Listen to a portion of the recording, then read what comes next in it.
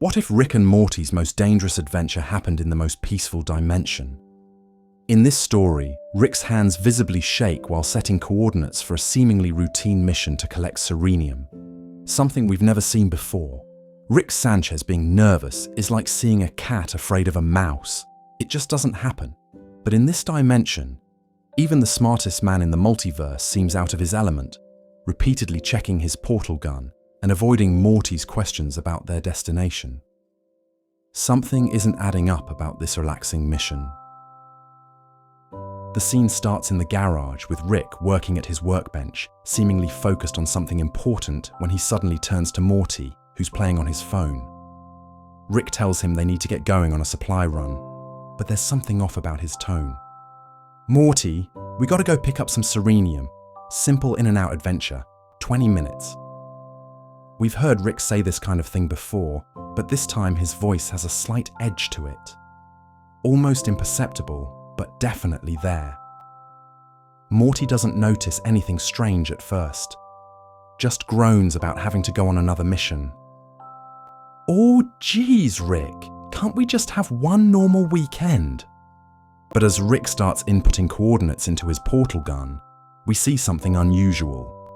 Rick checks the numbers once, then twice, then a third time. This is completely out of character for someone who typically punches in complex dimensional coordinates without even looking. It's like watching a master chef suddenly double-check if they've added salt to a dish. Something's definitely wrong. Morty finally picks up on Rick's weird behavior and asks, "So what's this dimension like anyway?" Rick keeps his back turned, fiddling with the portal gun settings longer than necessary. "Oh, you know, just your standard relaxation dimension. Nothing special. Good place to chill. Real peaceful." His voice is casual, but he won't make eye contact with Morty, a telltale sign that Rick isn't being completely honest. When Morty presses for more details, Rick changes the subject, asking if Morty remembered to charge his laser pistol, even though they supposedly don't need weapons for a simple supply run. The camera focuses on Rick's lab coat pockets, which are unusually bulky. We can see the outline of what appears to be several weapons, way more than Rick usually carries for a standard mission. There's also something hanging from a chain in his pocket. It looks like some kind of amulet with symbols that match those on the portal gun. Rick notices Morty looking and quickly adjusts his coat to hide the contents. "What? I like to be prepared. Don't read into it." As Rick makes final adjustments to the portal gun, we get a close-up of his hands. They're trembling slightly. This is a man who performs brain surgery on aliens without breaking a sweat, who builds universe-ending devices over breakfast. Yet something about this particular mission has him physically shaken. He tries to steady his hands by gripping the workbench, taking a deep breath when he thinks Morty isn't looking. Summer walks into the garage at this moment, immediately noticing the tension. "Wow, Grandpa Rick, you look more nervous than Dad at a job interview." Rick's response is too quick, too dismissive. "I'm not nervous, Summer. I'm focused. There's a difference. Some of us actually care about getting things right." Summer raises an eyebrow at this uncharacteristic defensiveness, exchanging a look with Morty that says they both know something's up. Rick tells Summer to leave, and the forceful way he says it makes both Morty and Summer freeze for a second. When Rick finally activates the portal, there's another red flag. Instead of the familiar green swirl we're used to seeing, this portal opens with an unusual pink-purple glow. The edges of it seem to shimmer and move in a way that's different from normal portals. It's almost like it's pulsing with a rhythm. Morty points this out. Rick. Is the portal supposed to be that color? Rick dismisses the question, but his eyes linger on the portal a bit too long. Different dimension, different portal physics?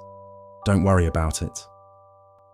Before stepping through, Rick takes a metal flask from his drawer. Not his usual drinking flask, but something that looks more like scientific equipment. He checks the seal twice before putting it in his pocket. This careful preparation feels so unlike Rick's usual reckless approach to interdimensional travel. Morty becomes more suspicious. "Rick, what aren't you telling me about this place?" Rick sighs, finally dropping some of his casual act. "Look, I haven't been to this dimension in a long time, okay? Like decades. There's some history there I'm not super excited about revisiting." This is the first real admission that this isn't just another random adventure. Rick has been actively avoiding this place for years. When Morty asks why they need to go there now, Rick explains that serenium is a rare element that only exists in this specific dimension. It forms in places where reality is a little looser than normal. This dimension has the perfect conditions. He doesn't elaborate on what exactly he needs the serenium for, adding another layer of mystery to the mission. As they prepare to step through the portal, Rick suddenly puts his hand on Morty's shoulder, a rare moment of physical contact that further emphasizes how unusual this situation is. He looks Morty directly in the eyes for the first time since announcing the mission.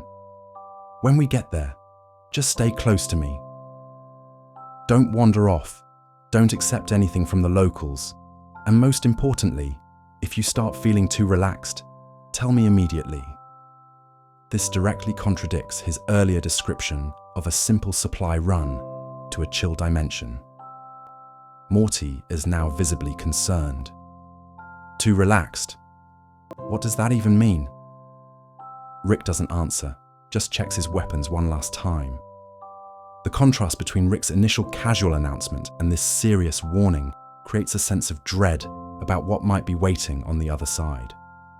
Whatever is in this dimension, it's something that managed to unsettle Rick Sanchez, and that alone is terrifying. They stand at the edge of the swirling pink-purple portal, its light casting eerie shadows across the garage. Rick takes a deep breath, squares his shoulders like someone preparing for battle rather than relaxation, and gestures for Morty to go first. Just before Morty steps through, Rick leans in close and whispers, "Stay alert." The camera lingers on Rick's face, showing a mix of determination and something rarely seen in his eyes: fear. As they disappear into the portal, we're left wondering what could possibly exist in a relaxation dimension that would cause the most dangerous man in the multiverse to be so cautious. Welcome to Tranquility. The portal opens and Rick and Morty step through into what can only be described as one of the most beautiful places they've ever visited. The landscape stretches out in front of them with floating islands of various sizes hovering in the air, each one covered with vegetation in colours that don't quite exist on Earth. These islands aren't randomly scattered, but arranged in what appears to be a perfect pattern, connected by bridges made of what looks like solid rainbow light. The sky isn't blue, but instead locked in a permanent sunset state, with pinks and purples stretching across the horizon, and stars already visible despite the lingering light. It's the kind of place that looks like it was designed specifically to be peaceful. Rick doesn't pause to appreciate the view, though. He immediately pulls out a small device and starts scanning the area while Morty just stands there with his mouth open. "Wow, Rick, you didn't tell me this place was so beautiful." Morty's voice already sounds a bit different, slightly slower and more relaxed than usual. Rick notices this and frowns, grabbing Morty's arm to keep him moving. Yeah, it's pretty. That's how they get you. Keep walking. We need to find those serenium deposits before sundown." Morty looks confused, gesturing at the sky. "But it looks like it's always sundown here." Rick doesn't respond to this observation, just keeps pulling Morty along one of the rainbow bridges. The ambient sounds of the dimension are unlike anything we've heard in Rick and Morty's adventures before. There's a constant, gentle chiming, like thousands of tiny wind chimes being stirred by a breeze. And underneath that, what sounds like distant whispers just below the threshold of understanding. These sounds seem to have an immediate effect on Morty, whose eyes start to look a bit unfocused. His walking becomes slightly sluggish, and he keeps stopping to look around with a dreamy expression. Rick, on the other hand, appears completely unaffected. If anything, he seems even more tense and alert than he was in the garage, his eyes darting around constantly, as if expecting danger from every direction. As they cross the rainbow bridge to the first floating island, they encounter the dimension's inhabitants. These creatures are humanoid in shape, but seem to be made entirely of flowing, translucent liquid that catches the perpetual sunset light and breaks it into countless tiny rainbows within their bodies. They move with a fluid grace that's almost hypnotic to watch, and when they speak, their voices sound like water running over musical stones. "Welcome, travelers," one of them says, approaching Rick and Morty. "You have come a long way.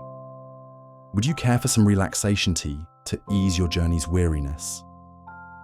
The being produces a cup that seems to form directly from its own liquid body, filled with a shimmering substance that changes colors as it moves.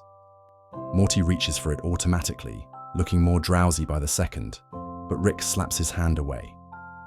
"We don't want your tea," Rick says curtly, pulling Morty back. "We're just here to collect some serenium, and then we'll be on our way." The water being doesn't seem offended by Rick's rudeness, just continues smiling and flowing back into the group of others. "As you wish. The offer remains open when you change your mind." The way it says "when" rather than "if" makes Rick's scowl deepen. "Rick, why are you being so rude?" Morty complains as Rick drags him away from the friendly locals. "They were just trying to be nice. And I am pretty thirsty." Morty's words are definitely slurring now, and his eyelids look heavy. Rick mumbles something under his breath that sounds like not falling for it twice, before quickly changing the subject. "Look, Morty, we're here for serenium. That's it. We get it, we leave. No tea, no souvenirs, no making friends with the locals." The urgency in Rick's voice is clear, but Morty seems too relaxed to really pick up on it, just nodding along with a lazy smile. When they reach a clearing on one of the larger islands, Rick pulls out what looks like a modified tablet with strange symbols on the screen. It's tracking something he calls consciousness wavelengths, and whatever it's showing makes Rick's expression grow even more concerned. He quickly tilts the screen away when Morty tries to look at it. "What's that measuring, Rick?" Morty asks, his curiosity momentarily overcoming his growing drowsiness. "Nothing important," Rick says dismissively. "Just making sure the serenium deposits are still where I remember them." It's clearly a lie, but Morty is already losing interest, distracted by the beautiful environment around them.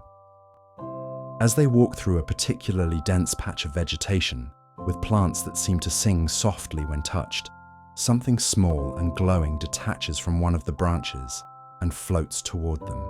It resembles a tiny jellyfish made of light, pulsing with a gentle rhythm that matches the ambient sounds of the dimension. Before Morty can even react, it attaches itself to his shoulder, its tendrils of light seeming to sink slightly into his shirt. Morty doesn't appear to be in pain. In fact, his expression becomes even more blissful, but Rick reacts with surprising panic, frantically swatting the creature away with much more force than seems necessary. "Geez, Rick, what was that for?" Morty protests, looking at the little light jellyfish as it floats away, seemingly unharmed. "It wasn't hurting me." Rick's breathing is slightly faster than normal as he checks Morty's shoulder for any marks. "Just a reflex," he claims, though it clearly wasn't. "Those things they're parasites. They look harmless, but they're bad news." Morty doesn't seem convinced, still watching the retreating creature with something like longing. "It felt nice though, like it was showing me something." Rick cuts him off sharply. "That's exactly the problem, Morty. Nothing in this dimension is what it seems." They reach an outcropping that overlooks a misty area below the floating islands, and Rick finally slows down, checking his scanner again.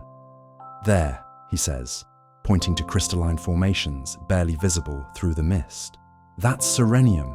It only grows in this dimension because of the unique properties of this place. The crystals glow with the same pink-purple color as the portal they came through, pulsing gently, like they have a heartbeat. Morty stares at them with fascination, but Rick snaps his fingers in front of Morty's face to break his trance. Morty, I need you to focus. This place might look beautiful and feel amazing, but it's dangerous.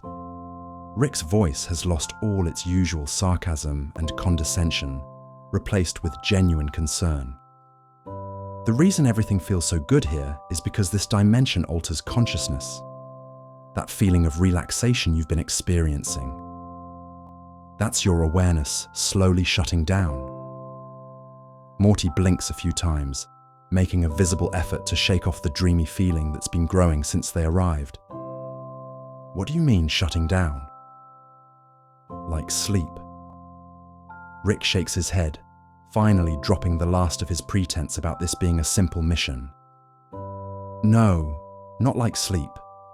More like your mind just deciding it doesn't need to stay alert anymore. This whole dimension is designed to make you feel so comfortable, so at peace, that you don't notice as pieces of your consciousness start to fade away. He looks out at the beautiful landscape with something like bitterness. Perfect relaxation is just a nice way of saying your brain is giving up on fighting to stay awake, to stay you. For the first time since they arrived, Morty seems to fully understand the gravity of their situation, the peaceful expression on his face replaced by unease, as he looks around at what suddenly feels less like paradise and more like a beautifully disguised trap. The mystery of serenium. Rick pulls out a small device from his coat pocket and clicks a button, causing a hovering platform to materialize next to the ledge they're standing on. It's not like Rick's usual tech. This platform has the same rainbow-like material as the bridges connecting the floating islands, suggesting he adapted local technology for their use. We need to go down there, Rick tells Morty, pointing to the mist swirling below the islands. The serenium grows on the underside of these islands, like stalactites in a cave. The bigger crystals form where the mist is thickest. Morty looks down at the mist with newfound apprehension, no longer seeing it as just part of the beautiful scenery, but as something potentially dangerous. As they step onto the platform, it adjusts to their weight, dipping slightly before stabilizing. Rick takes control of it, using what looks like a modified remote, and they begin their descent into the mist. The further down they go, the more the peaceful sounds of the dimension above fade away, replaced by a subtle humming that seems to emanate from the mist itself. So what's this serenium stuff for anyway? Morty asks, trying to focus on conversation to keep his mind clear. You never actually said why we need it. Rick keeps his eyes on their descent path as he answers. I'm working on something new, a device that can stabilize quantum fluctuations across multiple dimensional barriers simultaneously. His explanation is already getting technical, but Morty is used to this. What's unusual is how Rick continues to add unnecessary details and scientific jargon, going into the molecular properties of serenium and how it responds to different energy states. It's the kind of over-explanation Rick usually reserves for when he's trying to distract someone from asking the real question. And it works. Morty's eyes glaze over slightly, though whether from the technical explanation or the dimension's influence is hard to tell. When Rick finally pauses for breath, Morty cuts in with a more direct question. Okay, but why can't you just make some synthetic version? You create crazy stuff in the garage all the time. Rick's hands tighten slightly on the controls. It's not that simple, Morty. Serenium has a unique atomic structure that can't be replicated. It's got a quantum signature that allows it to exist in multiple states simultaneously while remaining stable in our dimension. Again, the explanation sounds plausible, but feels like a smokescreen. Morty presses further. What about alternatives? There must be something else that could work. Rick's response is immediate and almost defensive. Don't you think I've tried that? I've spent years looking for alternatives. Nothing else works. Nothing else has the same properties. There's a hint of desperation in his voice that Morty rarely hears. Before Morty can ask more questions, the mist around them suddenly thickens, becoming so dense that they can barely see a few feet in front of them. The platform slows as Rick adjusts to the reduced visibility. The humming sound intensifies, less background noise now, and more like a frequency directly targeting their minds. Rick reaches into his bag and pulls out what look like 2 breathing masks, but with additional components attached to the filters. "Put this on," he says, handing one to Morty. "It's just a precaution. The mist gets denser down here." Morty takes the mask but looks at it suspiciously. "A precaution against what exactly? You said this place affects consciousness, not breathing." Rick sighs, clearly frustrated at having to explain. The mist is part of how this dimension communicates with visitors. It's like a carrier for the frequency that affects your mind. The mask filters some of that out. Just put it on, Morty. Morty reluctantly puts the mask on, and they continue their descent. After a few minutes, though, Morty feels uncomfortably warm with the mask. When Rick is distracted, adjusting their course, Morty lifts the mask briefly to get some air. The effect is immediate and startling. The moment the mist touches his face directly, Morty's pupils dilate dramatically, and a look of profound realization crosses his face. "Whoa, Rick, I get it now. Everything makes sense. The universe isn't chaotic at all. It's all connected in this beautiful pattern that..."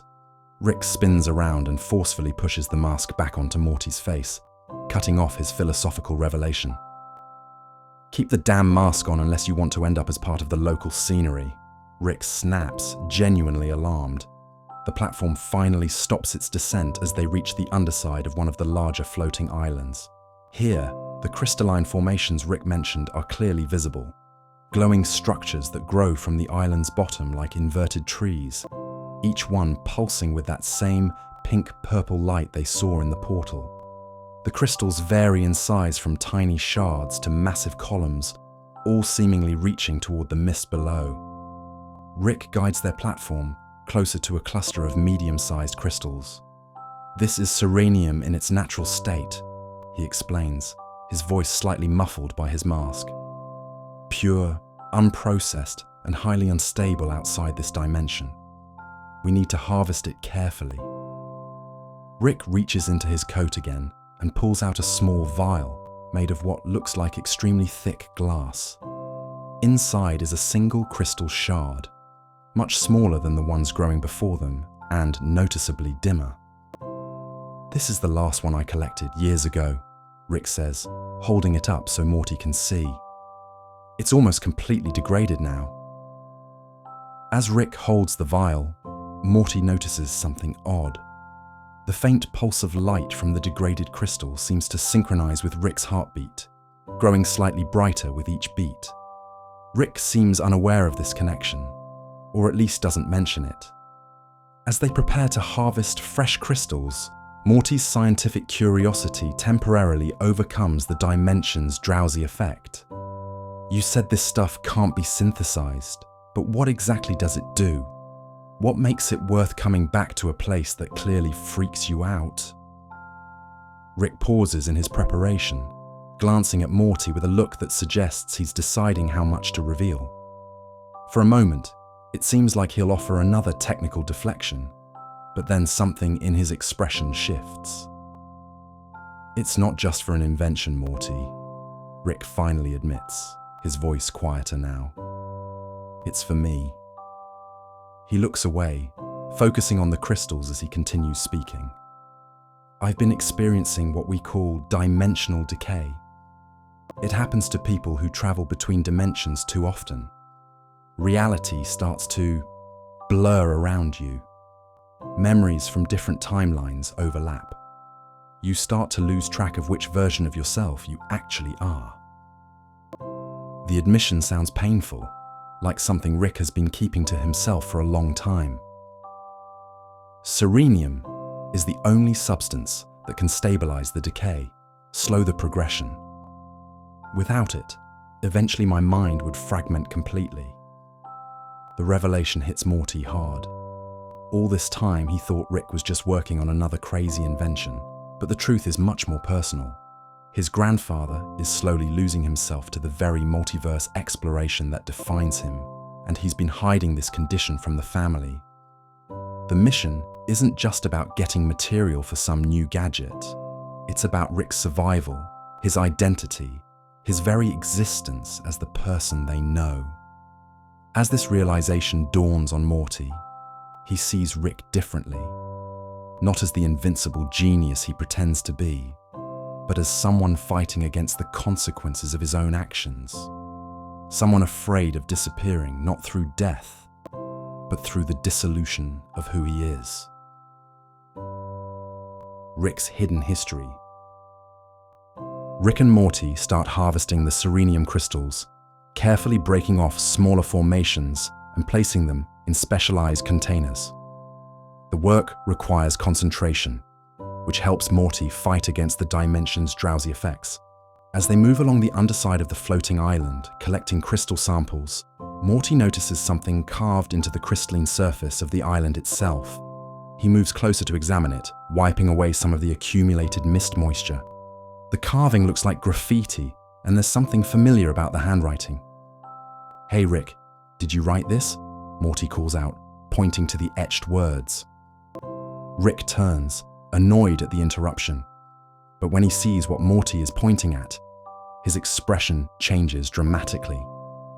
The color drains from his face, and his hand freezes midway through harvesting a crystal. The carving reads, "Diane was here," with a date etched below it, exactly 24 years ago. For a moment, Rick just stares at the writing, seemingly lost in some distant memory.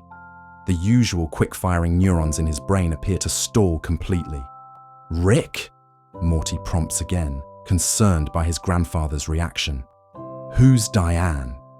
The question seems to snap Rick back to reality. He quickly resumes harvesting the crystal he was working on, his movements more tense and jerky than before. "Nobody important," Rick mutters, clearly lying. "Just someone I used to know." But the way his eyes keep drifting back to the carving tells a different story. Morty knows his grandfather well enough to recognize when something has genuinely affected him, and this is one of those rare moments when Rick's emotional armor shows a crack. "She wrote her name on the date you guys were here," Morty says, piecing things together. "Was she your research partner or something?" Rick sighs, realizing Morty isn't going to drop this. "She was my wife, Morty. Your grandmother. Beth's mother." The admission comes out flat and emotionless, as if Rick is trying to drain all feeling from the words. Before Morty can ask follow-up questions, Rick quickly changes the subject. "We need to move faster. The longer we stay here, the stronger this dimension's influence gets. Even with the masks." They continue collecting serenium, but the dynamic has shifted. Morty keeps glancing at Rick, who seems more on edge than before. As they move further along the underside of the island, the crystal formations become larger and more complex. Then Morty spots something else, what looks like abandoned equipment partially embedded in the crystal growth. He points it out to Rick, who reluctantly guides their platform toward it. As they get closer, they can see it's some kind of campsite, scientific equipment, supply containers, and what appears to be a small living quarters, all now partially crystallized and absorbed into the island's structure. "This was your camp," Morty says. It's not a question. The equipment, though older versions, has the same design aesthetic as Rick's current inventions. Some pieces even bear the Sanchez family logo, a modified atomic symbol with an S in the center. Rick doesn't confirm or deny, but his body language says everything. His shoulders tense up and he hesitates, before landing their platform at the edge of the abandoned site. "We might find some useful equipment here," is all he says, but his voice lacks conviction. As they explore the camp, it becomes clear this was once a well-established research station. There are specialized tools for crystal analysis, environmental monitoring equipment, and a sophisticated communications array, all designed for extended scientific study. Much of it has been damaged by time and crystal growth, but the layout suggests meticulous planning. This wasn't a quick expedition. Whoever set this up intended to stay for a while.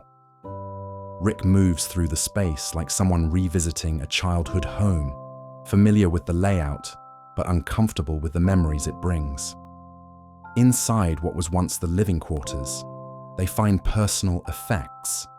2 sleeping areas, 2 workstations, 2 of everything. This was clearly a 2-person operation. Rick avoids looking at one side of the space entirely, focusing instead on searching through storage containers that might still hold useful items. Morty, however, is drawn to a small metal box protruding from the crystalline growth on the wall. He carefully pulls it free, surprised when it comes away easily, as if the crystal had grown around it without fully absorbing it. The box contains a journal, its cover emblazoned with the same Sanchez logo they saw on the equipment. When Morty opens it, he finds page after page of scientific observations, calculation tables, and theoretical models related to serenium and the dimension's unique properties. What's most interesting is that the entries alternate between 2 distinct handwritings, one that Morty immediately recognizes as Rick's, though slightly different from his current style, and another more flowing script that must belong to Diane. "Rick, I found your research journal," Morty says, flipping through the pages.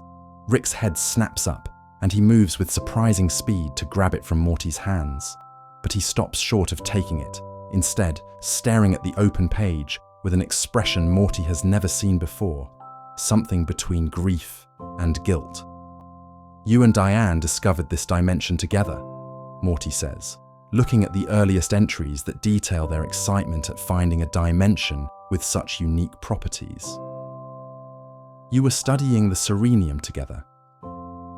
Rick finally takes the journal, his fingers tracing over the handwriting. "We found this place by accident," he admits, his voice quieter than usual. "A random portal jump while testing early prototypes. When we realized what the serenium could do, how it interacted with consciousness, we thought we'd discovered something revolutionary, a way to potentially enhance human awareness, expand perception across dimensional barriers." He flips to later pages, where the scientific language becomes more complex, but also more concerned. "We didn't understand what we were dealing with." Morty notices Rick stops before reaching the final pages. "What happened to her?" he asks gently. Rick hesitates, then flips to the final entry. It's written only in Diane's handwriting, the words becoming less structured and more poetic as the entry progresses. She writes about strange dreams that feel more real than reality, and voices in the mist that explain everything so clearly. The entry ends mid-sentence, as if she was interrupted, or simply stopped caring about finishing her thought. "This dimension doesn't just make you feel peaceful, Morty," Rick explains, closing the journal. "That's just stage 1. It makes you stop caring about anything else. Then it starts replacing your actual memories with artificial ones, creating a perfect mental paradise tailored specifically to your deepest desires." He looks around at the abandoned camp, his expression hardening. "The whole time, you feel completely at peace. You don't even realize you're forgetting who you really are, because the new memories feel so right, so perfect." Rick's voice becomes strained as he continues. "I noticed the effects on myself first. Started forgetting small things about our life back home. Found myself not caring about finishing our research. When I realized what was happening, I tried to convince Diane we needed to leave immediately." He places the journal back in its box with careful reverence.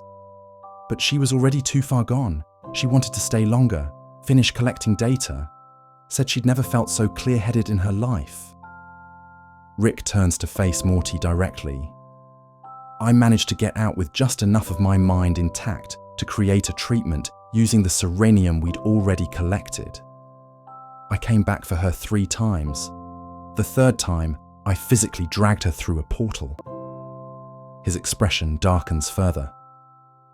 But the person who came back wasn't really Diane anymore. Her body returned, but her mind, her consciousness, had already been partially absorbed by the dimension. She was never the same after that. A part of her always remained here, always wanted to come back to this perfect peace she'd found. The lullaby begins. As Rick carefully places another serenium crystal into the specialized container, a soft, melodic sound fills the air between them. At first, Rick doesn't seem to notice, focused on securing the volatile crystal. The sound continues, growing slightly more defined, and Rick finally realizes it's coming from Morty. His grandson is humming a tune while working, a haunting melody with strange intervals that don't quite follow normal musical patterns. Rick freezes mid-motion, the crystal still in his hand, and stares at Morty with genuine alarm. "Morty, what are you humming?" Rick's voice is tense, none of his usual sarcasm present. Morty looks up, surprised by the question, the humming stopping abruptly. "I don't know, just something stuck in my head, I guess."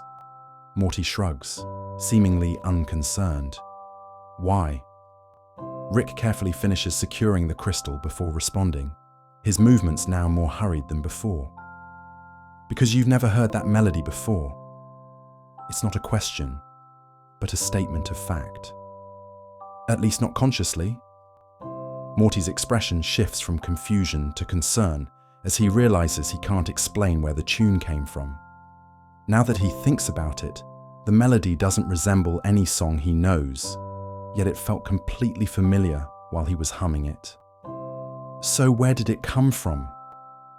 "It's called the lullaby," Rick explains, his eyes scanning their surroundings more vigilantly than before. "It's how this dimension communicates with visitors. Starts as background noise you barely notice, then becomes a tune that gets stuck in your head, then eventually becomes the only thing you can think about." Rick taps his temple. Classic consciousness infiltration technique.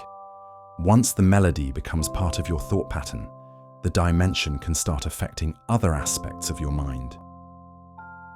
Morty tries to focus, suddenly aware that the tune is still playing somewhere in the back of his mind.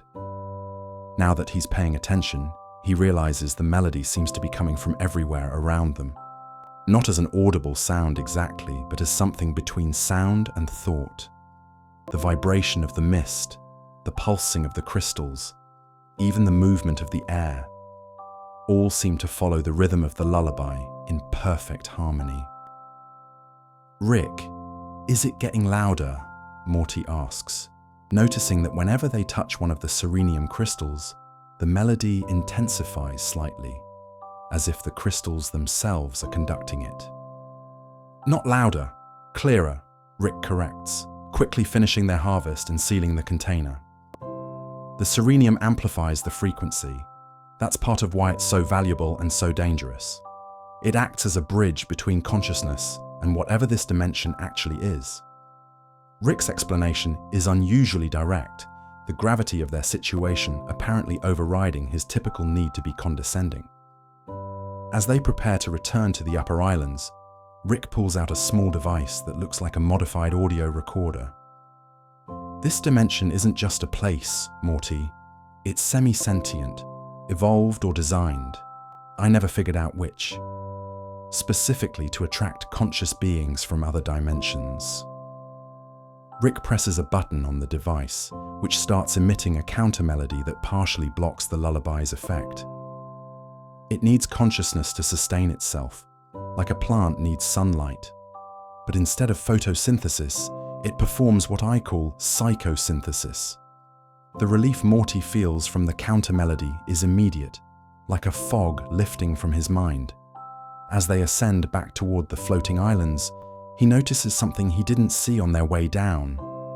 The water-like beings they encountered earlier aren't moving randomly as he first thought.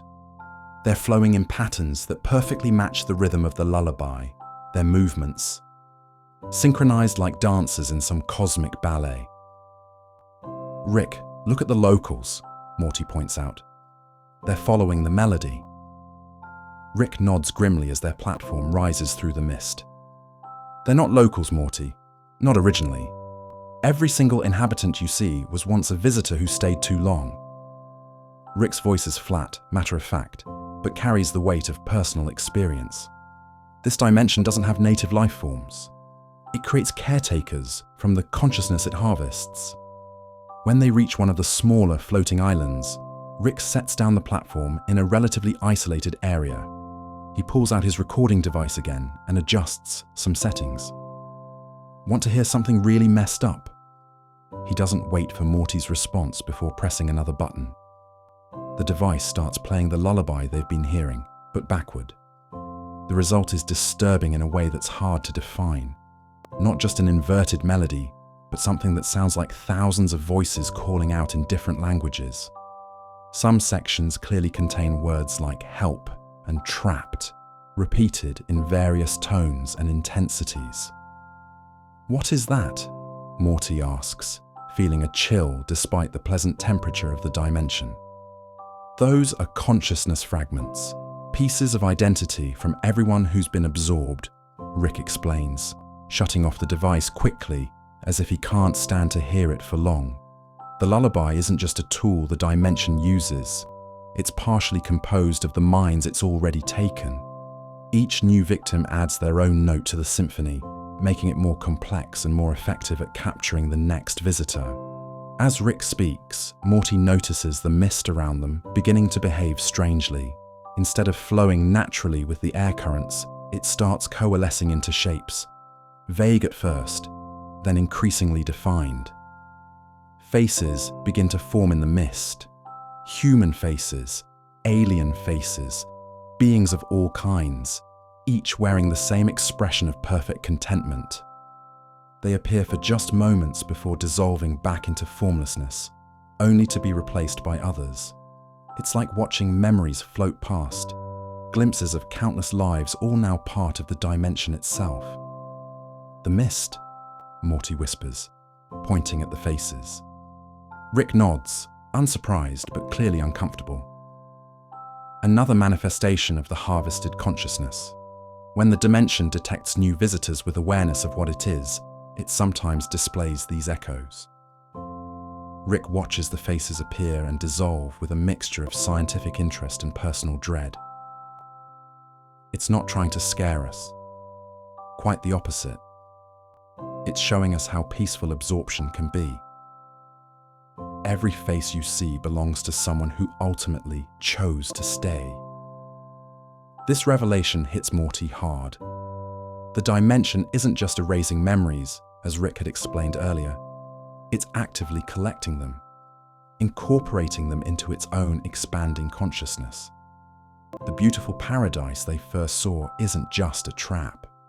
It's a farm, harvesting the most valuable resource in the multiverse, consciousness itself. So all these people... Morty gestures at the water-like beings they'd encountered, who can be seen in the distance still moving in perfect harmony with the lullaby.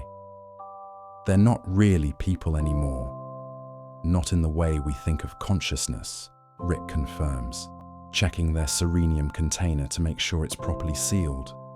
They're more like cells in a larger organism now. The individual identities are still in there somewhere, experiencing their perfect, customized reality, but their consciousness is being used to power and expand the dimension itself. Rick's expression darkens. And the worst part is, they're happy about it. Every single one of them believes they made the right choice by staying. The true nature of tranquility. While Rick and Morty continue collecting the serenium crystals, they notice a strange opening in the underside of one of the larger floating islands. It's not a natural formation, but something that looks deliberately carved, with smooth edges that glisten with the same pink-purple light as the crystals. Rick hesitates when he sees it, clearly knowing what lies inside, but Morty's curiosity is already pulling him toward the entrance. "What's in there?" Morty asks, already stepping toward the opening before Rick can stop him.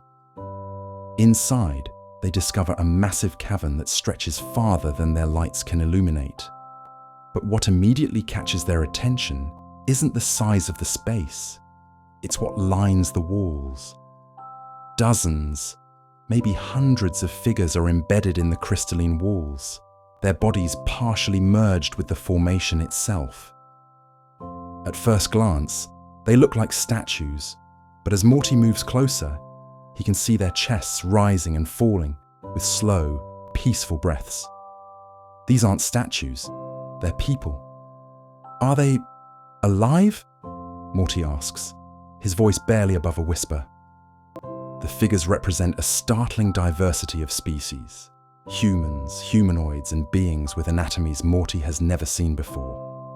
Some appear to have been here for years, their bodies almost completely encased in crystal, while others look like more recent additions, with only their lower halves absorbed into the wall.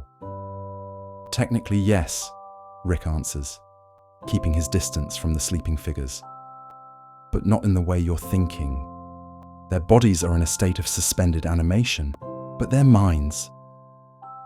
He trails off, watching as one of the figures smiles in their sleep, lips moving slightly to form words that match the rhythm of the lullaby. Their minds are active, just not here anymore. Morty moves from one sleeping figure to another, taking in their peaceful expressions. None show any signs of distress or pain, quite the opposite. They all look completely content, as if experiencing the most pleasant dreams imaginable. Occasionally one will murmur something, fragments of words that align perfectly with the lullaby's melody, their voices becoming part of the ambient sound that fills the dimension.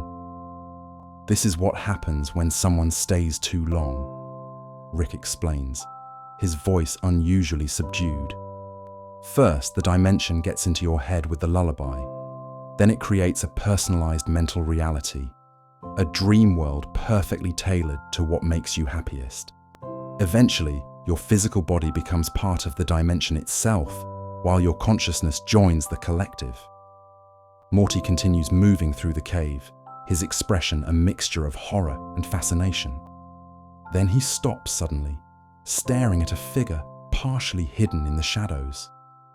The crystalline growth has almost completely covered this person, suggesting they've been here for decades. But something about their face looks disturbingly familiar. "Rick," Morty says hesitantly, "that one looks like Mom." He points to a woman whose features, though partially obscured by crystal, bear a striking resemblance to an older version of Beth. Rick quickly steps between Morty and the figure, blocking his view. "It's not her," he says firmly. "The crystallization process distorts appearances. It's just a trick of the light." His dismissal comes too quickly, too forcefully, and Morty can't help wondering if Rick is lying, either to Morty or to himself. But before he can get a better look, Rick is already pulling him away, directing his attention elsewhere. As they move deeper into the cave, Morty notices the floor is covered with personal items. Thousands of objects from countless civilizations scattered everywhere. There are weapons, tools, clothing, jewelry, and various technologies in different stages of decay. Some items look relatively new, while others are so ancient they've almost completely disintegrated. Morty picks up what appears to be a communication device with symbols he doesn't recognize. Its design suggesting an advanced civilization from somewhere in the multiverse. "How long has this been going on?" Morty asks, looking at an artifact that appears to be thousands of years old. "As long as the dimension has existed," Rick replies, carefully stepping around the abandoned possessions. Some of these artifacts date back to civilizations that disappeared so long ago, even I don't have records of them. The dimension doesn't care if you're from a Stone Age planet or an advanced technological society. Consciousness is all it wants. Morty continues examining the items around them, piecing together stories of those who came before.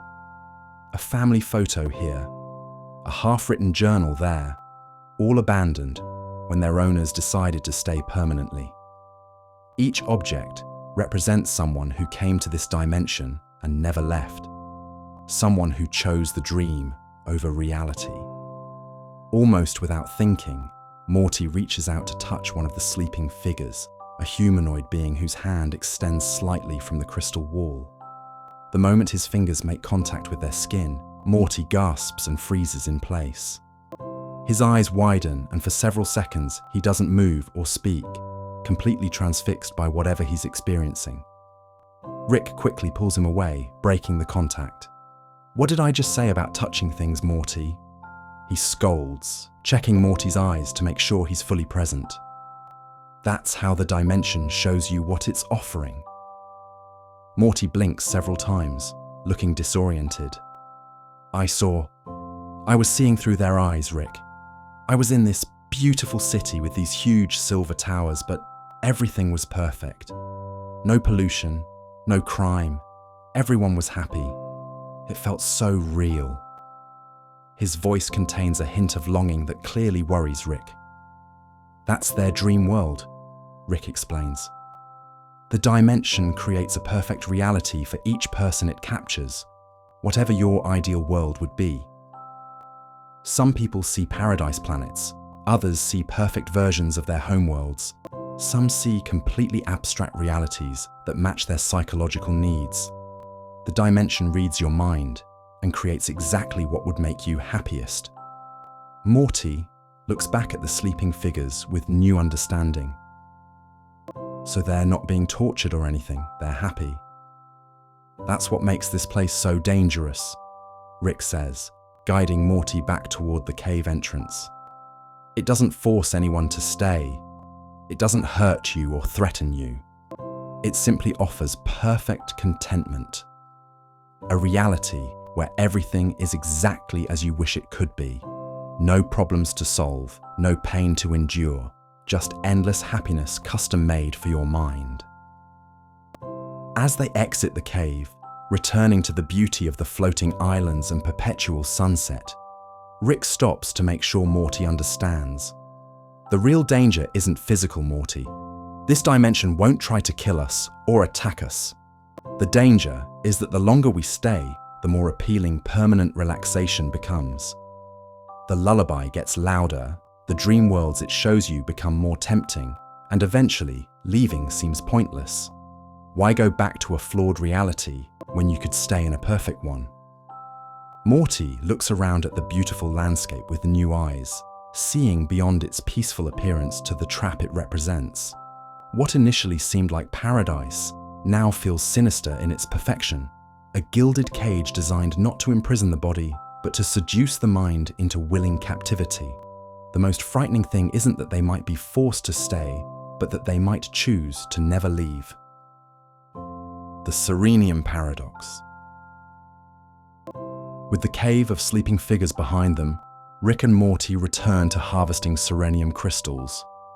Rick's movements become more precise now, selecting specific crystal formations rather than collecting whatever is closest.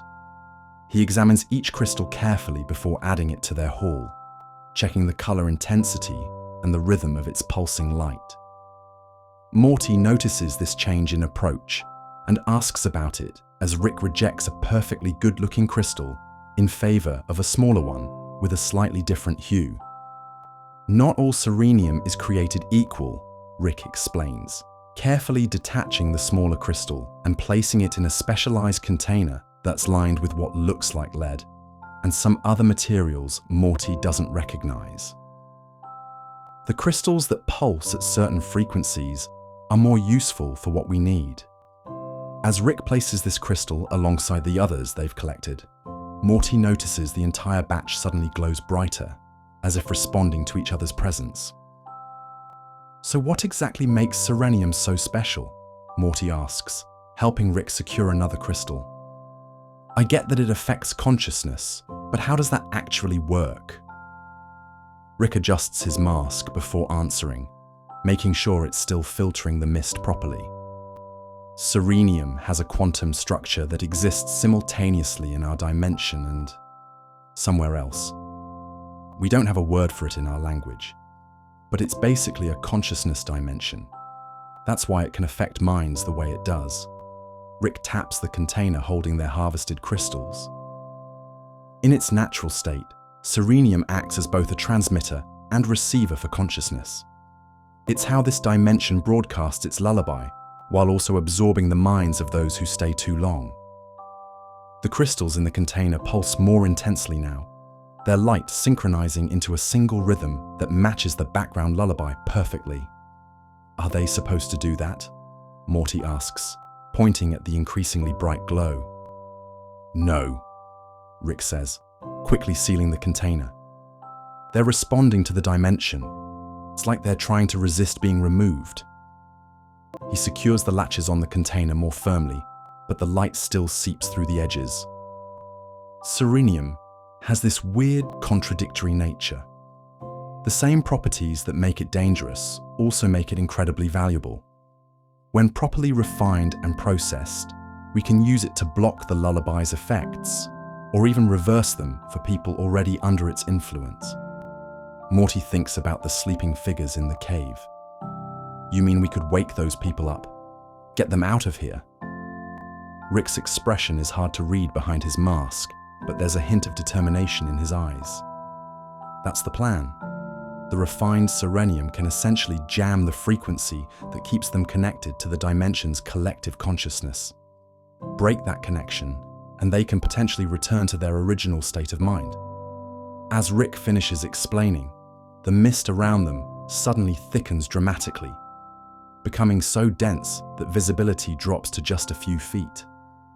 At the same time, the previously gentle chiming sounds that have been present since they arrived become louder and more insistent, shifting from soothing tones to something more discordant. The peaceful atmosphere of the dimension noticeably changes, as if the environment itself is expressing displeasure. Rick, what's happening? Morty asks, instinctively moving closer to his grandfather. Rick quickly gathers their equipment, movements becoming more urgent. The dimension knows what we're doing. It's semi-conscious, remember? It can sense when someone is trying to harvest Serenium for use against it. Rick secures the container to his belt and grabs Morty's arm. We need to move. Now. As they hurry back toward their hovering platform, the rainbow bridges connecting the floating islands seem less stable than before, their colors shifting unpredictably. The water-like beings they encountered earlier are nowhere to be seen, but Morty gets the distinct impression they haven't left, just hidden themselves. The entire dimension feels like it's holding its breath, waiting to see what the intruders will do next. I don't get it, Morty says as they reach the platform. If this dimension is so dangerous, why didn't you just tell me the truth from the beginning? Why act like this was just a supply run? Rick activates the platform controls, setting their course back to the portal coordinates. Because I needed you focused on the mission, not freaking out about the risks. He pauses, then adds something unexpected. And because I didn't want you to know what I've been planning. The admission catches Morty off guard. Planning what? Rick hesitates before answering, checking their surroundings as the platform rises higher above the mist. A rescue operation, Morty. I've been working on it for years, gathering information, developing the technology, waiting until I knew enough to safely retrieve the Serenium we'd need. There's a rare sincerity in Rick's voice that Morty isn't used to hearing. This isn't just about treating my dimensional decay. That's real, but it's not the whole story. As they ascend, the dimension's resistance becomes more apparent. The mist forms into tendrils that seem to reach for the container holding the Serenium, while the discordant chimes grow louder. Rick has to adjust their course several times to avoid areas where the mist is thickest. The dimension doesn't want us to leave with this much serenium, Rick explains. It knows what we could do with it. Morty connects the dots.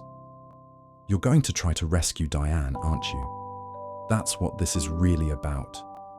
Rick doesn't answer immediately, focused on navigating through the increasingly hostile environment. But his silence is confirmation enough. Eventually he says, "Not just Diane. There are others who deserve a chance to choose again, to decide if they want to stay in a perfect dream or return to an imperfect reality.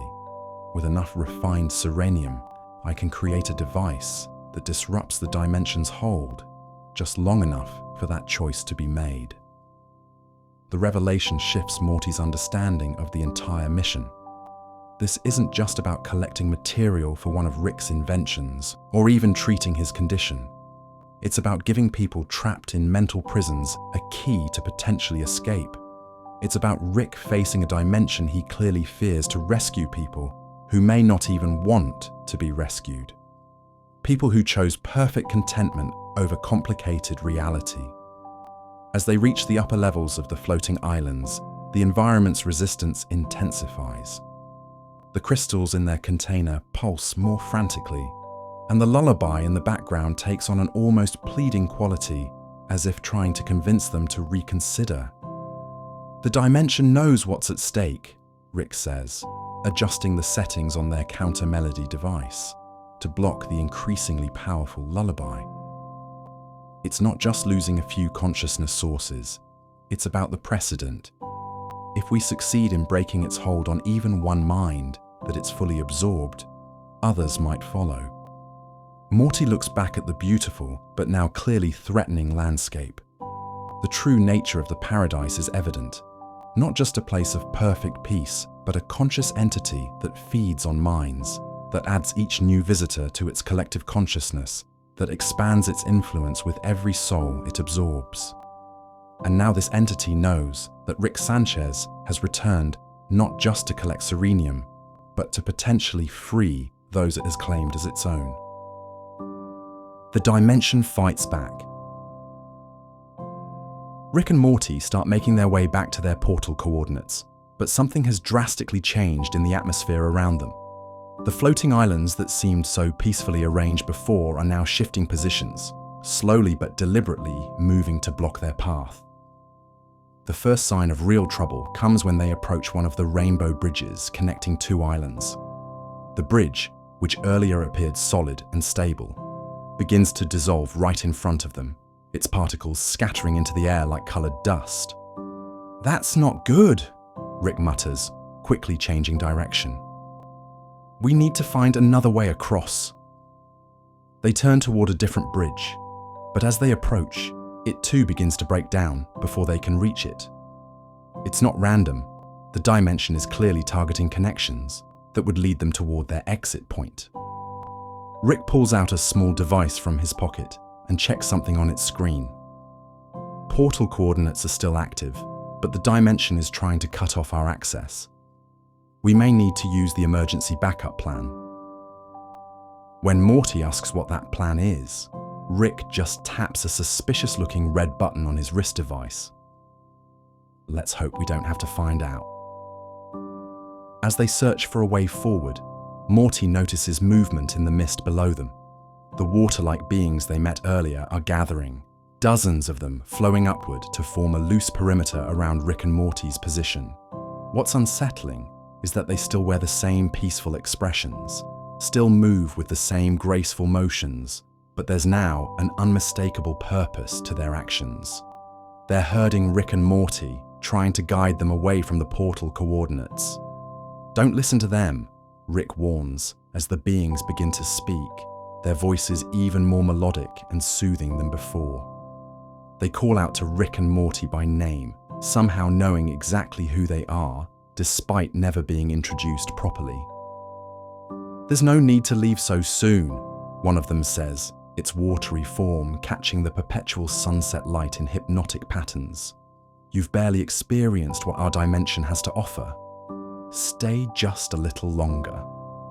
Another approaches Morty directly, its form shifting to appear slightly more human-like, more relatable. We can show you wonders beyond your imagination, Morty. Knowledge that even your grandfather hasn't discovered. Rick physically puts himself between Morty and the beings. They're trying to buy time, he explains, checking their serenium container, which is pulsing more intensely now. The longer we stay, the stronger their influence gets. We need to keep moving. They manage to find a narrow bridge that hasn't yet been dissolved and start crossing quickly. Halfway across, Morty stumbles, grabbing the rail for support. When he looks up, he sees Summer standing on the bridge ahead of him, looking exactly as she did when they left the garage. "Morty, why are you running?" Summer asks, her voice perfectly normal. "Mum and Dad are waiting for us at the relaxation center. They said we can stay as long as we want. No more school, no more problems." Behind Summer, Beth and Jerry appear, waving and smiling warmly. Morty knows they can't really be there, but they look so real, so solid. He can even see the small scar on Summer's elbow from when she fell off her bike last year. "Rick," Morty says shakily, "I'm seeing my family." Rick doesn't slow down, pulling Morty forward. "It's not real. The dimension is creating hallucinations tailored specifically to you. It's reading your mind, finding what would make you most likely to stay." As they continue forward, the hallucinations become more elaborate. Morty sees Jessica waiting for him, telling him she's finally realized how much she cares for him. He sees himself as a respected scientist, working alongside Rick as an equal rather than an assistant. Each vision shows him a version of life where his deepest. Insecurities are resolved, where he finally gets everything he's always wanted. Rick's facing his own battles with the dimension's influence. Morty notices his grandfather occasionally pausing, staring at something only he can see, before shaking his head and pressing forward. During one of these moments, Morty catches a glimpse of what Rick is seeing. A woman who must be Diane, younger than in the few photos Morty has seen, standing with a young Beth beside her. They're beckoning to Rick, promising him a life where he never lost them, where he could be the father and husband he failed to be the first time around. "The dimension is getting desperate," Rick says, his voice strained as he forces himself to look away from the vision. It knows what the serenium could do to its hold on the consciousness it's collected. He taps the side of his head. "I've got cybernetic enhancements in my brain specifically designed to resist mental manipulation, and even I'm having trouble filtering out these visions." The mist around them grows thicker, forming into increasingly detailed scenes rather than just figures. Morty sees entire moments playing out, alternate versions of his life where things went differently. Rick sees moments from his past, opportunities for peace and happiness that he rejected or destroyed through his own actions. The dimension isn't just showing them what they could have. It's showing Rick what he could have had if he'd made different choices. This is how it defends itself, Rick explains as they push through another vision. This one showing Rick receiving a Nobel Prize with his family proudly watching. Not with monsters or weapons or physical barriers. It shows you everything you've ever wanted, everything you could still have if you just stop fighting. The water-like beings continue to follow them, still calling out in their musical voices, but no longer trying to physically block their path. They don't need to. The mental assault is far more effective than any physical barrier could be. Each step becomes harder as the visions grow more tempting, more real, more perfect. The worst part, Rick says, his breathing becoming labored as they climb toward a higher island where their portal coordinates are located, is that it's not really lying. That's what makes this dimension so dangerous. It doesn't show you fantasies. It shows you truths, possibilities that could actually exist if you were willing to give up your current reality. As they near their destination, Rick finally admits something he's clearly been holding back. "Last time I was here with Diane, I almost stayed." The dimension showed me a life where I used my intelligence to help people instead of hurt them, where I was present for my family instead of abandoning them, where I wasn't always running. He pauses, clearly struggling with the memory. It was perfect because it was possible.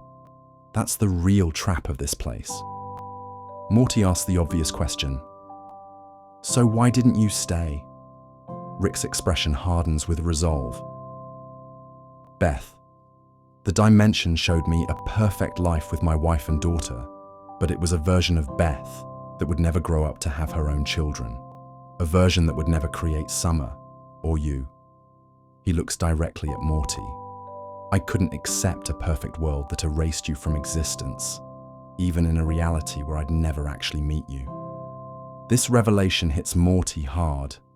The idea that even decades ago, before he was born, some version of him mattered enough to Rick to reject perfect happiness. As they finally reach the island where their portal coordinates are located, the dimension's attempts to seduce them reach a fever pitch, throwing everything it has at their minds. But now, understanding what's really at stake, they push forward together, fighting not against physical opposition, but against the temptation of perfect peace at the cost of true freedom. Diane's echo. As the dimension continues its assault on their senses, Rick spots a small opening in the side of a nearby floating island.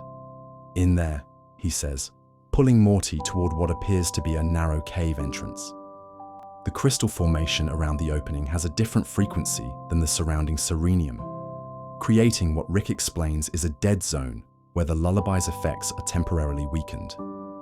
Once inside, both of them take a moment to catch their breath, the sudden absence of the mental pressure making it feel like they've surfaced after being underwater. The cave interior is lined with dull crystals that don't pulse like the ones outside, creating a rare, quiet space within the dimension. Rick checks their serenium containers, while Morty tries to clear his head of the lingering hallucinations. The silence doesn't last long, though. As they're preparing to continue their journey to the portal coordinates, a voice echoes through the cave, soft, feminine, and hauntingly familiar to Rick. Rick, is that really you? The voice sounds exactly like Beth, not the current Beth from their dimension, but Beth from years ago when she was younger. Rick freezes completely, his hands stopping mid-motion as he's checking their equipment. His face goes through a series of emotions: shock, hope, suspicion, and then a forced skepticism. It's not real, Morty, he says firmly, though his voice has a slight tremor. The dimension is trying a different approach, using my memories of Beth's voice to get to me. Morty looks around but sees no source for the voice. How would it know exactly what Beth sounded like back then? The voice comes again, this time clearer, more defined. Rick, I can sense you. You came back after all this time. Rick shakes his head vehemently. It's not Beth. It might be using her voice, but it's trying to sound like... He stops himself, unable to say the name. Diane, the voice finishes for him. I'm still here, Rick. Parts of me, anyway. The voice shifts slightly, becoming more adult, still familiar in its cadence, but clearly belonging to an older woman rather than a child. Rick's scientific detachment starts to crack as the voice continues. Remember the night we discovered the resonance frequency of serenium? You said it matched the cosmic background radiation almost perfectly, and I said it was like the universe was humming a lullaby to itself. Rick finishes automatically, then looks alarmed that he responded. That doesn't prove anything. The dimension has access to my memories. It knows everything I remember about Diane. The voice becomes more insistent. What about the things you don't remember, Rick? The conversation we had the night before you left. You were sleeping, and I told you I was going to stay even if you left. I knew what was happening to me, and I chose it. Rick's expression changes to genuine shock. "I never heard that. I was asleep." He turns to Morty, his scientific skepticism warring with desperate hope. "The dimension shouldn't be able to access memories I don't have."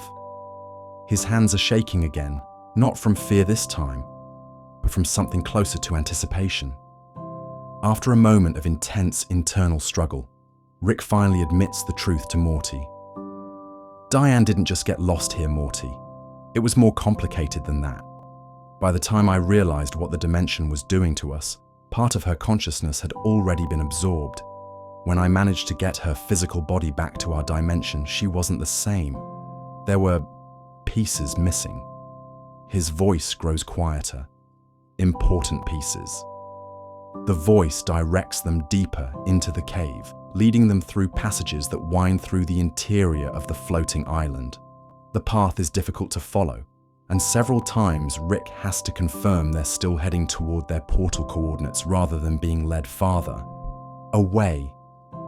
Eventually, they reach a large chamber at the heart of the island, and both Rick and Morty stop in awe at what they find. In the center of the chamber stands a massive serenium formation that has grown into a roughly humanoid shape. It's not a detailed sculpture, but more of an abstract suggestion of a human figure, with crystalline arms extended outward and a head-like formation at the top.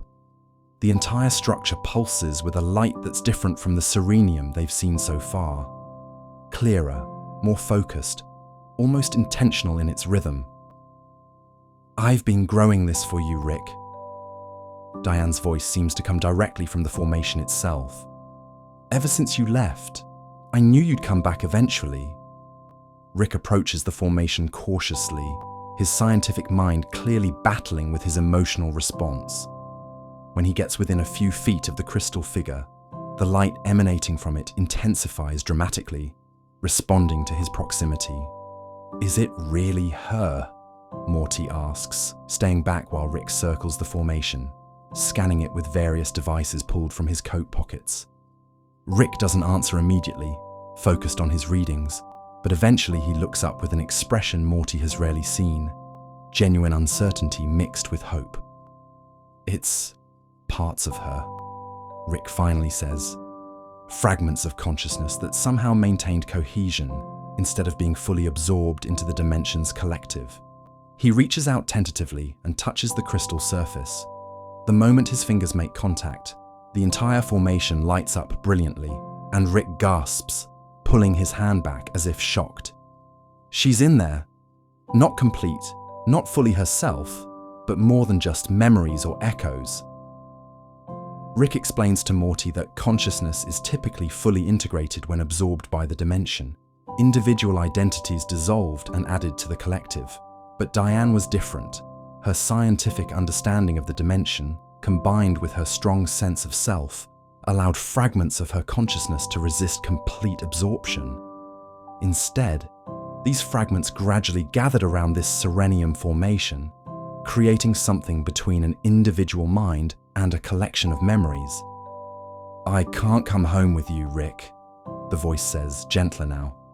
"Not completely, but parts of me can." The formation's light concentrates in a small section near what would be its heart, growing brighter until it's almost painful to look at.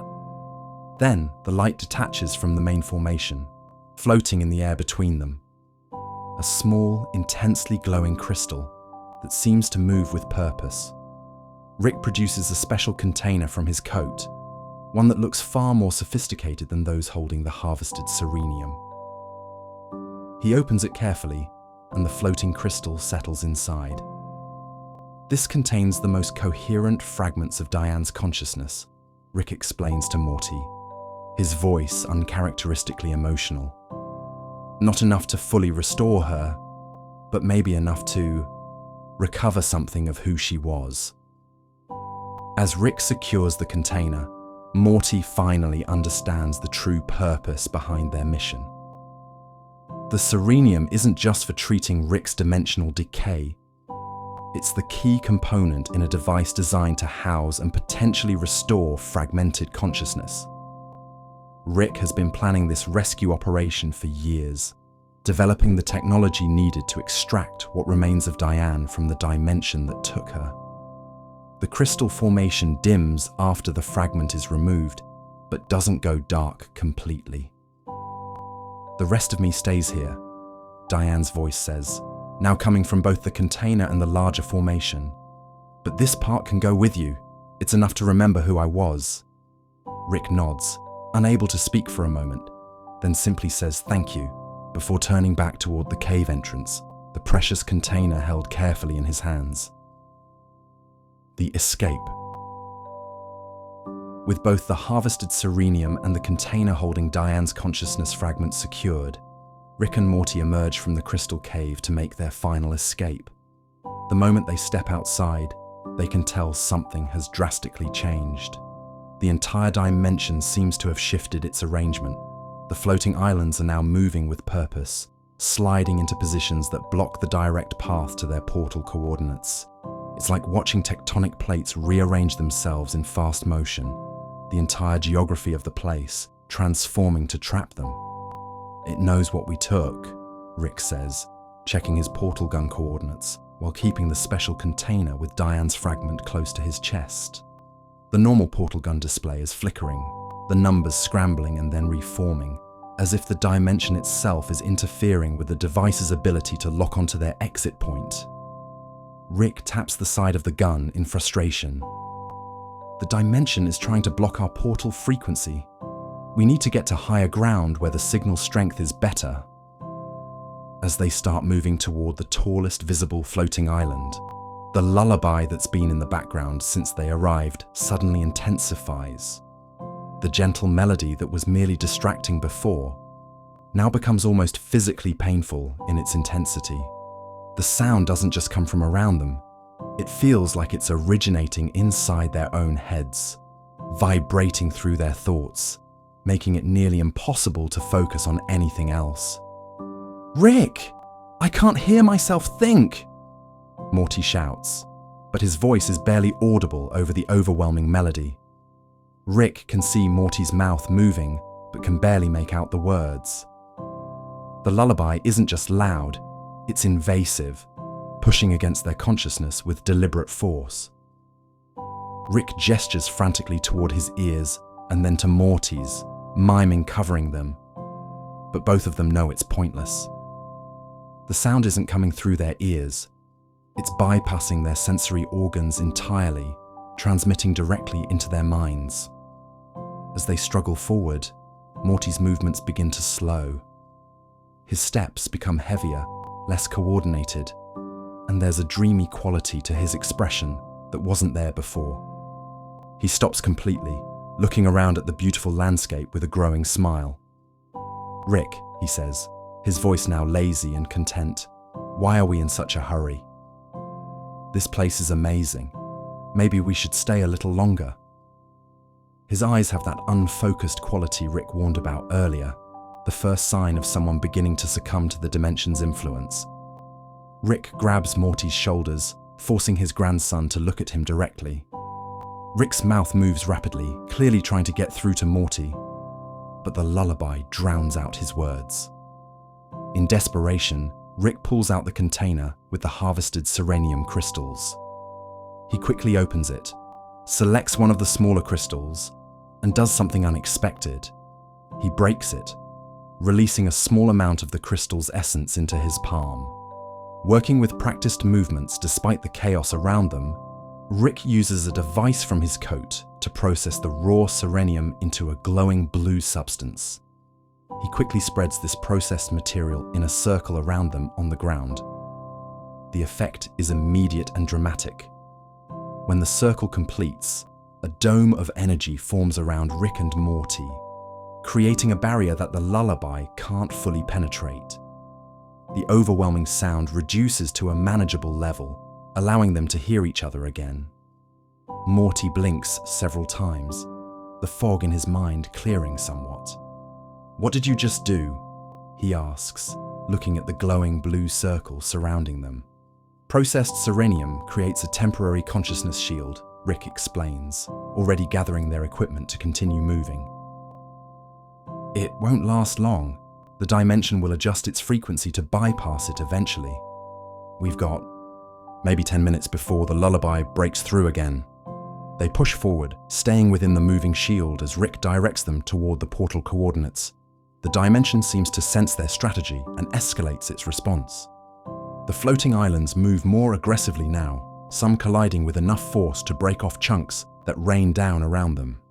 As they near what Rick indicates is their exit point, they encounter a new obstacle. Dozens of the water-like beings have gathered, forming a living wall across their path.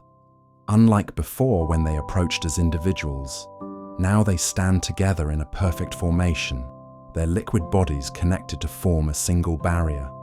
Most disturbing of all, they're singing in perfect harmony, their voices amplifying the lullaby to new heights, even through the weakening Serenium shield. "We can't go through them," Morty says, watching as more beings join the formation, strengthening the barrier. "There's too many."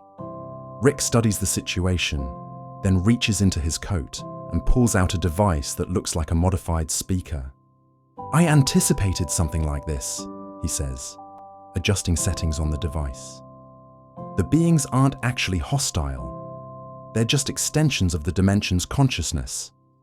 Disrupt that consciousness, and they'll temporarily lose their cohesion. Rick activates the device, which emits a counter-frequency that clashes horribly with the lullaby. The effect on the water-like beings is instant. Their perfect harmony shatters, their formation breaking apart as they struggle to maintain their coherent shapes. Some even seem to partially dissolve back into mist, creating gaps in their living barrier. "Now!" Rick shouts, pulling Morty forward through one of the larger gaps. They sprint toward the coordinates as the beings begin to reform behind them, the disruption already wearing off. Rick pulls out his portal gun and fires, but the portal that forms is unstable, flickering between existence and non-existence, its edges wavering like a mirage in the desert. "The dimension is fighting it," Rick explains, adjusting settings on the gun frantically. "It's trying to close the portal from this side." They reach the unstable portal just as the Serenium shield fails completely. The lullaby crashes back into their minds with renewed force, and Morty stumbles, nearly falling before Rick catches him. The portal continues to flicker, sometimes expanding enough to step through, other times shrinking to the size of a coin. Rick does something unexpected. He takes the container with Diane's consciousness fragment and attaches it directly to the portal gun. "Dimensional resonance," he explains quickly. "Her consciousness is still partially connected to our home dimension. It should stabilize the portal enough for us to get through." The strategy works. The portal stabilizes just enough for passage, though it's clearly still fighting to close.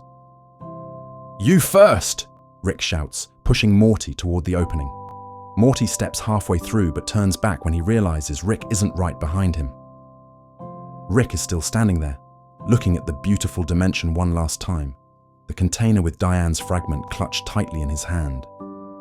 For a terrifying moment, Morty thinks Rick might change his mind and stay. "Rick, come on!" Morty reaches back through the portal, grabbing Rick's lab coat and pulling.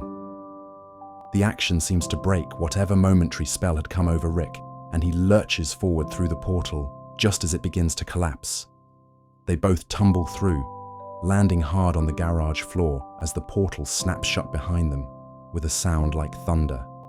They made it, but as they lie there catching their breath, Morty notices something.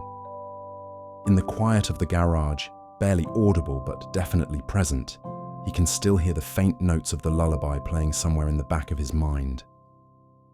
The aftermath. The garage floor isn't exactly comfortable, but Rick and Morty remain sprawled there for several seconds, catching their breath after their narrow escape.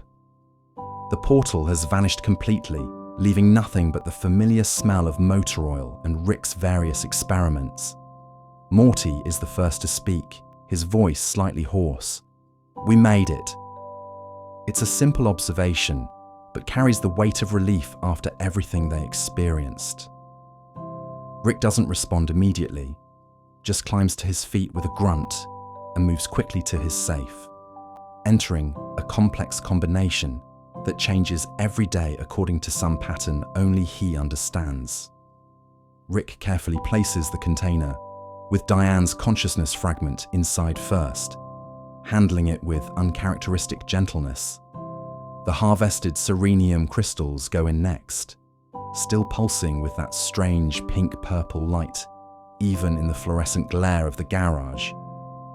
When the safe door closes with a heavy thud, Rick's shoulders visibly relax, as if a physical weight has been lifted. That should keep it stable until I can process it properly, he says, more to himself than to Morty. Morty finally gets up from the floor, dusting himself off, but something isn't right. His movements are jerky, irritable, and he keeps rubbing his temples. "I can't get that stupid song out of my head," he complains, not even realizing he's been softly humming the lullaby since they returned. Rick notices, though, watching Morty with scientific concern rather than his usual dismissive attitude. "Yeah, that's going to happen for a while," Rick explains, already moving to his workbench where he starts pulling out equipment. The dimension's influence doesn't just disappear when you leave. It's like a mental parasite that keeps trying to pull you back. The next morning reveals the full extent of the after effects. Morty comes into the garage looking terrible, with dark circles under his eyes and an uncharacteristic snappish attitude.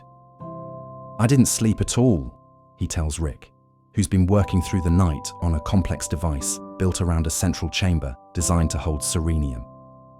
"Every time I closed my eyes, I kept seeing that place, hearing that music." Rick nods without looking up from his work. "Withdrawal symptoms. Your brain got a taste of perfect contentment, and now it's throwing a tantrum because reality isn't measuring up." Rick's hands move with precise efficiency as he works on the device, no longer showing the trembling they exhibited before the mission. But Morty notices something else concerning. Rick occasionally stops mid-motion, tilting his head slightly as if listening to something only he can hear, before snapping back to his task with renewed focus. When this happens for the third time, Morty can't help asking about it. "Are you hearing it too? The lullaby?" Rick doesn't deny it, just continues adjusting something inside the device. "I've been hearing it for 20 years, Morty. It gets louder sometimes, quieter others, but it never completely goes away. Not for me." There's no self-pity in his voice, just a statement of fact. But it helps explain why Rick is sometimes found in the garage at 3 in the morning, working frantically with loud music playing. He's drowning out a melody only he can hear. Beth enters the garage later that morning, carrying coffee that neither of them asked for, but both desperately need. "So, how was your adventure yesterday?" "Get whatever science thing you needed?" she asks casually. Rick answers without hesitation, spinning a simple story about collecting minerals from an unusually peaceful dimension. His lie is smooth, practiced, containing just enough truth to be convincing without revealing anything important. Morty tries to follow Rick's lead but struggles noticeably, his memories of certain details already becoming hazy and confused. He starts to mention the floating islands, then stops, unsure if that was real or something he dreamed last night. Beth doesn't seem to notice Morty's confusion, more interested in the device Rick is building. "What's this new invention?" she asks, peering at the complicated arrangement of parts. Rick gives her a simplified explanation about stabilizing quantum fluctuations. Again, not entirely a lie, but nowhere near the full truth. Beth seems satisfied and leaves them to their work after extracting a promise that they'll come to dinner tonight. As soon as she's gone, Rick returns to the device with increased urgency, muttering calculations under his breath. By afternoon, the device is complete. At its center, a small amount of processed serenium glows with a soft blue light, completely different from its raw state.